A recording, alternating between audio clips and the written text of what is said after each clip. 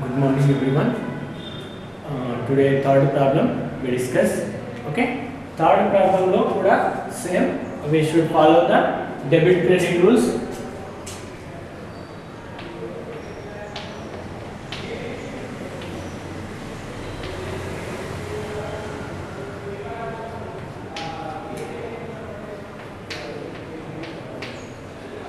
Personal debit, personal account lo debit receiver,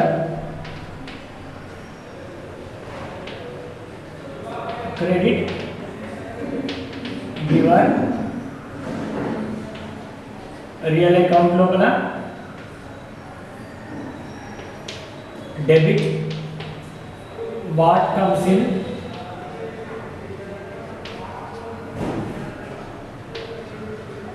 credit what goes out, nominal account లోపల debit expenses, losses, credit income, gain. Okay, మనకి అవి rules. So first of all 1st January 2019 Bhagat started business with cash rupees 40,000, furniture worth 10,000. అంటే ఈ transaction లోపల భరత్ అనే candidate benefit giver, అంటే భరత్ అనేటోడు business start చేసినప్పటికీ బికాస్ ఇతడు బిజినెస్ లోపలికి ఒక 40,000 రూపీస్ క్యాష్ పే చేస్తున్నాడు. ఎట్ ద సేమ్ టైం ఫర్నిచర్ను కూడా తీసుకురావడం జరుగుతుంది. So cash and furniture are the assets. Cash furniture అనేటివి అసెట్స్. ఈ అసెట్స్ అనేవి మన అవర్ బిజినెస్ లోపలికి రావడం జరుగుతుంది. సో ఫర్నిచర్ అండ్ క్యాష్ అనేటివి రియల్ అకౌంట్ రూల్ ప్రకారం come in debit. At the same time Bhagat is the giver. Giver means here it is Bhagat person. Personal account rule prakaram is the giver ఎప్పుడైనా credit. Okay, here it is cash debit and furniture debit. Cash and furniture are real account rule prakaram asset come in, asset వస్తే debit. అంటే cash and furniture అనేటివి మన business organisation లోకి రావడం జరిగింది. Who is the giver? Giver is the Bharat is related to personal account rule prakaram Bharat creditor. Okay na, asset furniture and cash are debitor. Okay, second one, goods sold to Suchitra rupees 20,000. sold goods to Suchitra. Here it is పేరు వచ్చింది, name వచ్చింది, అంటే సుచిత్ర అనే ఆమె benefit ను receive చేసుకుంది. But present ఒక 20,000 pay చేయలేదు. అంటే ఈమె మనకి డెబ్టార్, అంటే ఫ్యూచర్ లో మనకి పే చేస్తుంది, ఇప్పుడు పే చేయట్లేదు. అంటే ఈమె మన దగ్గర నుంచి బెనిఫిట్ రిసీవ్ చేసుకుంది, బట్ ప్రెజెంట్ అనేది డబ్బులు పే చేయలేదు. సో ఈ ట్రాన్సాక్షన్ మనకి క్రెడిట్ ట్రాన్సాక్షన్ లోపల క్యాష్ అనేది కనిపించదు కాబట్టి here it is Suchitra personal account rule ప్రకారం ఈజ్ ద బెనిఫిట్ రిసీవర్ ఏమనాలి? డెబిట్. బెనిఫిట్ రిసీవర్ ఏమనాలి? Debit. So as well as ఇక్కడ సోల్డ్ గూడ్స్, సేల్స్ అనేటివి రెగ్యులర్ గా జరుగుతాయి. గూడ్స్ అనేటివి రెగ్యులర్ గా మన బిజినెస్ లోపల రెగ్యులర్ గా సేల్ చేసే వాటిని గూడ్స్ అంటారు. అంటే రెగ్యులర్ ట్రాన్సాక్షన్ ఇది ఒక. ఈ రెగ్యులర్ ట్రాన్సాక్షన్ చేయడం ద్వారా, సేల్స్ చేయడం ద్వారా మనకి ఇన్కమ్ అనేది రావడం జరుగుతుంది. ఇన్కమ్ అనేది మనకి డైలీ బిజినెస్ లోపల యాక్టివిటీగా కనిపిస్తుంది. ఇన్కమ్ అండ్ గెయిన్స్ అనేటివి nominal account. Nominal account rule ప్రకారం income and gains are credit. Okay na? Suchitra is the debit and sales అనేది సేల్స్ అనేటివి క్రెడిట్. సేల్ చేయడం ద్వారా రెగ్యులర్ గా ఇన్కమ్ వస్తుంది కాబట్టి ఇన్కమ్ ని క్రెడిట్ అనడం జరుగుతుంది. Then next purchased machinery rupees 30,000. Purchased కొన్నాము, మిషన్ కొన్నాము, మిషన్ వాల్యూ ఎంత 30,000. అంటే మనకి పర్చేజ్ అనేది గూడ్స్ అనేది రెగ్యులర్ చేస్తే మనం బిజినెస్ ఆపరేట్ చేయడానికి వాడతాం. But here it is machinery తోటి మనం ఇన్కమ్ ని జనరేట్ చేయొచ్చు. అంటే మిషనరీ అనేది ఇన్కమ్ కాదు, ఎక్స్పెండిచర్ కాదు. అంటే ఈ మిషన్ ని పర్చేజ్ చేయడం ద్వారా మన ఆర్గనైజేషన్ కి ఎక్స్పెండిచర్ కాదు. వై? బికాస్ పర్చేజ్ మిషన్ ని పర్చేజ్ చేయడం ద్వారా మన ఆర్గనైజేషన్ లో ఒక అసెట్ అనేది కమింగ్, మిషనరీ అనేది వచ్చింది. మిషన్ ని కొనడం ద్వారా మన ఆర్గనైజేషన్ లోకి మిషన్ వచ్చింది కాబట్టి మిషన్ అనేది related to real account. Real account rule ప్రకారం కమింగ్. ఓకేనా? Asset coming. అసెట్ కమింగ్ ఏంటిది? డెబిట్. అంటే మన బిజినెస్ లోకి ఒక అసెట్ అనేది వచ్చింది. పర్చేజ్ మిషన్ అనే దాని తోడు ఏం జరుగుతుంది? ఒక అసెట్ అనేది కమింగ్, ఒక ఆస్తి వచ్చింది. ఎట్ ద సేమ్ టైం మన దగ్గరికి వెళ్ళి 30,000 రూపీస్ క్యాష్ అనేది పెయిడ్ అవుట్, వెళ్ళిపోయింది.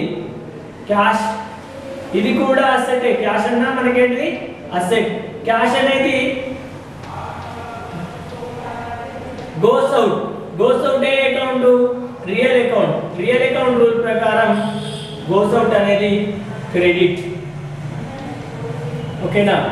మిషనరీ అనేది కమింగ్, డెబిట్, అండ్ 30,000 క్యాష్ అనేది asset, goes out real account rule ప్రకారం క్రెడిట్. అంటే ఒక అసెట్ వచ్చింది, ఒక అసెట్ పోయింది. ఒక ఆస్తి వచ్చింది కాబట్టి కమింగ్ అయిన ఆస్తిని డెబిట్ అంటున్నాం.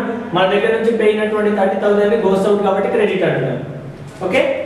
నెక్స్ట్ ఫిఫ్త్ డేట్ నాడు పెయిడ్ రెంట్ అన్నాడు. పెయిడ్ అనగానే మనం ఒకటి అబ్జర్వ్ చేయాలి. పెయిడ్ అంటే ఎక్స్పెండిచర్. పెయిడ్ అంటే ఎక్స్పెండిచర్. ఎక్స్పెండిచర్ ఏ రూల్ ప్రకారం? పేమెంట్ అనేది ఎక్స్పెండిచర్. ఎక్స్పెండిచర్ అనేది nominal account. Nominal account rule ప్రకారం అక్కడ చూసుకున్నట్లయితే ఎక్స్పెండిచర్ లాసెస్ ఆర్ డెబిటెడ్.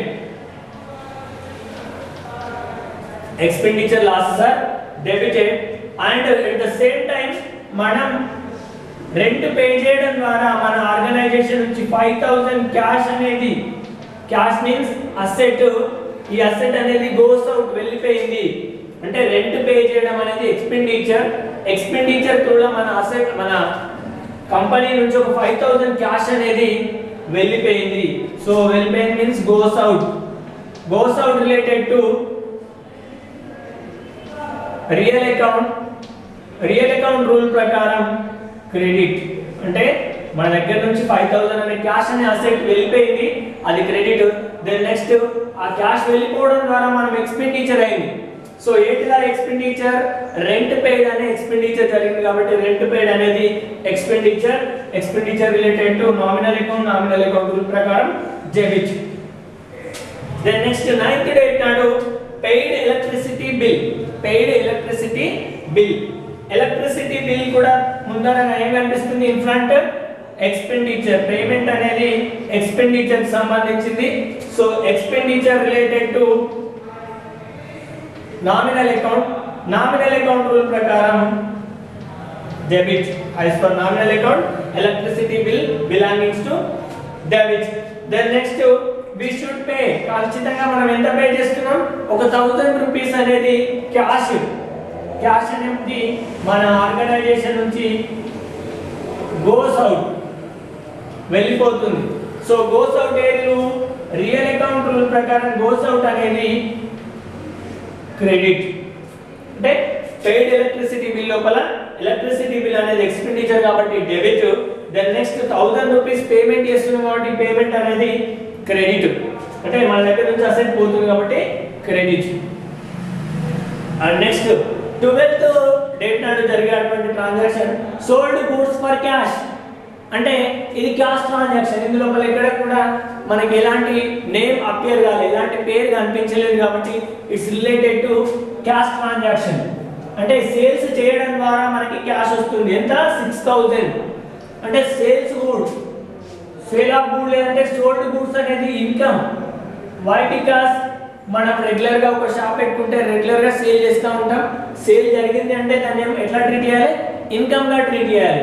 ఈ income and gains are related to nominal accounts. Income and gains are nominal account. Nominal account rule ప్రకారం credit. ఓకేనా? Income and gains are credit. Then next మనకి ఈ sale చేయడం ద్వారా మనకి ఇన్కమ్ వచ్చింది. ఆ ఇన్కమ్ ఏ త్రూ వచ్చింది? క్యాష్ అనే త్రూ వచ్చింది. క్యాష్ అంటే ఏంటి? Cash related to asset. Cash related to asset.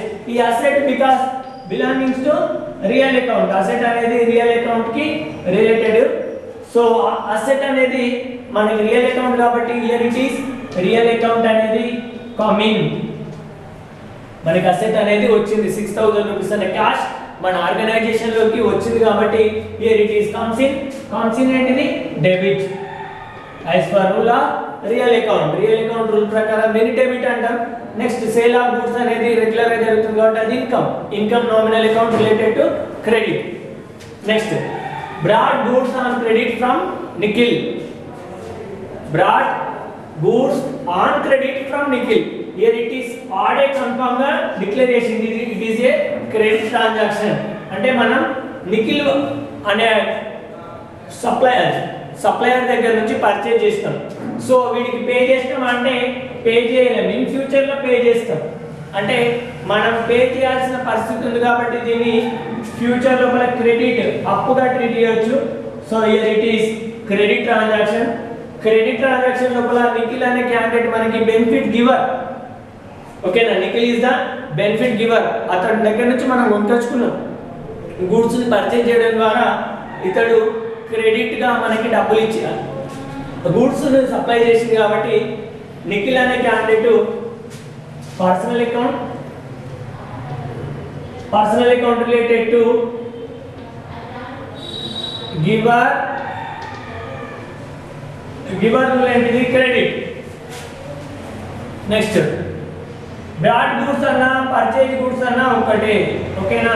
These are the synonym words. Brought and goods are the synonym words. అంటే పర్చేజ్ గూడ్స్ అనేది పర్చేజ్ చేసినాం అంటే మనకి ఎక్స్పెండిచర్. గూడ్స్ ని పర్చేజ్ చేసినాం అంటే expenditure. Expenditure related to nominal account. Expenditure related to nominal account. Nominal account rule ప్రకారం debit.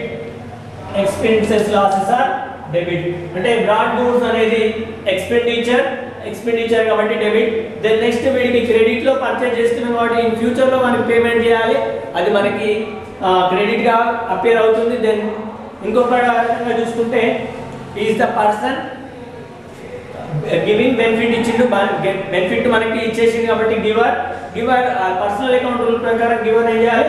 Credit. Next here it is paid wages. Paid అని వచ్చిందంటేనే పెయిడ్ అంటేనే ఎక్స్పెండిచర్. పెయిడ్ అంటే expenditure related to nominal account. Expenditure related to nominal account. Nominal account rule ప్రకారం expenditure are debit. At the same time 5,000 rupees cash pay చేస్తున్నాం కాబట్టి మన దగ్గర నుంచి క్యాష్ అనేది గోస్ అవుట్.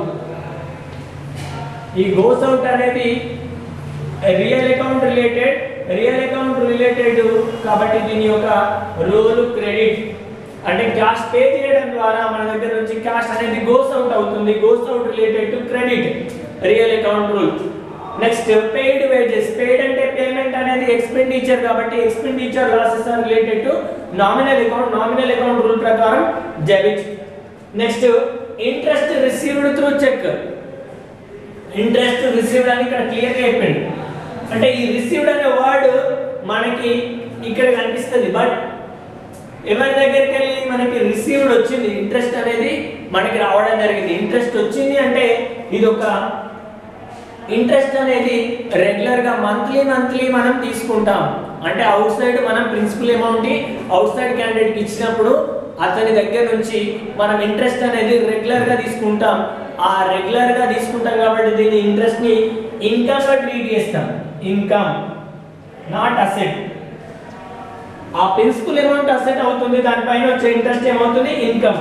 ఇన్కమ్ అనేది related to nominal account. Nominal account rule ప్రకారం incomes and gains are credit. Through cheque అన్నాడు కాబట్టి చెక్ త్రూలో వచ్చింది కాబట్టి బ్యాంక్ త్రూలో వచ్చినాడు. చెక్ అంటే ఏంటిది బ్యాంక్, అంటే బ్యాంక్ అనేటోడు బెనిఫిట్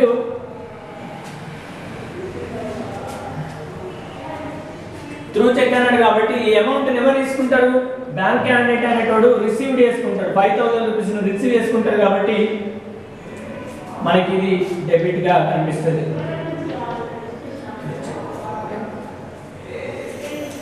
త్రూ చెక్ అంటే చెక్ త్రూలో వచ్చింది కాబట్టి ఇంట్రెస్ట్ రిసీవ్డ్ అనేది ఇన్కమ్ కాబట్టి డెబిట్. దీన్ని మనకు ఎక్కడ నుంచి వచ్చింది, త్రూ చెక్ ద్వారా వచ్చింది కాబట్టి ఈ అమౌంట్ ఎక్కడ పడుతుంది, బ్యాంక్ లోపలికి వెళ్ళి పడుతుంది కాబట్టి మనకి దాన్ని ఈజ్ ద బెనిఫిట్ రిసీవర్ ని డెబిట్ చేస్తాం. ఇక్కడ కూడా క్లియర్ గా కనిపించింది పెయిడ్ అన్నట్టు ఎక్స్పెండిచర్ అన్నాడు క్లియర్ గా. ఇది ఒక అడ్వర్టైజ్మెంట్ అనేది ఎక్స్పెండిచర్, ఓకేనా. అడ్వర్టైజ్మెంట్ అనేది ఎక్స్పెండిచర్ కాబట్టి expenditure related to nominal account.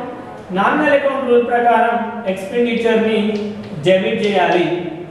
as well as 3000 rupees, as well as 3000 rupees అనేది ఏంటిది క్యాష్. క్యాష్ అనేది పే చేస్తున్నాం కాబట్టి అసెట్. క్యాష్ అంటే ఏంటిది అసెట్. అసెట్ అనేది goes out related to credit. as a rule of real account rule ప్రకారం credit. Okay, ఇది మనకి ఉన్నటువంటి second problem. Advertisement expenditure account కి రిలేటెడ్ అవుతుంది కాబట్టి అడ్వర్టైజ్మెంట్ ఎక్స్పెండిచర్ అనే డెబిట్. 3000 రూపీస్ అనేది క్యాష్ పేడ్ అవుతుంది కాబట్టి గోస్ అవుట్ అనేది రియల్ అకౌంట్ రూల్ ప్రకారం క్రెడిట్. Okay right.